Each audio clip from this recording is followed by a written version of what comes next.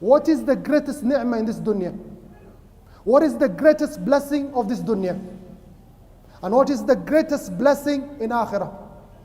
Brothers in Islam, the greatest ni'mah in this dunya is knowing Allah subhanahu wa ta'ala and acting upon that knowledge by worshipping Him free of partners or associates. This is the greatest blessing in this dunya. And the greatest blessing in Akhirah, the greatest blessing in Jannah is seeing Allah subhanahu wa ta'ala. Allah subhanahu wa ta'ala is your creator. He is your benefactor. And there's no ni'mah greater. There's no pleasure. There's no delight greater than seeing Allah subhanahu wa ta'ala. Oh Allah, make us amongst the people who shall see you in Jannah. Know, O Muslim, ibadallah, that Allah subhanahu wa ta'ala invites you to the home of peace. Allah calls you to Jannah. Allah calls you to Darus Salam.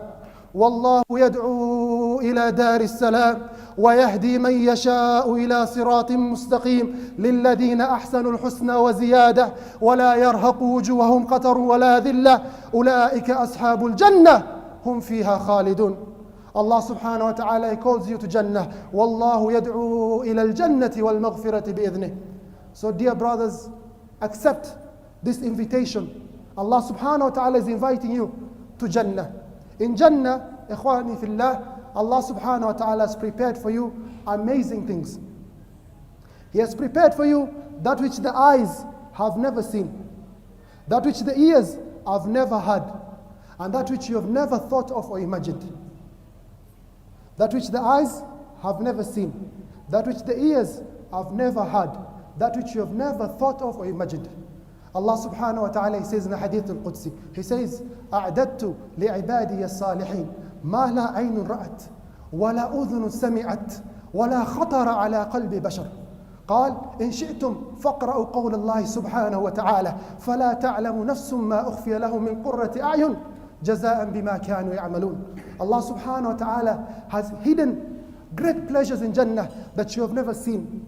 And the greatest ni'mah that you have never seen is seeing Allah subhanahu wa ta'ala. As for the Qur'an, Allah subhanahu wa ta'ala, He says, in a number of verses, He talks about this issue of seeing Him in Jannah.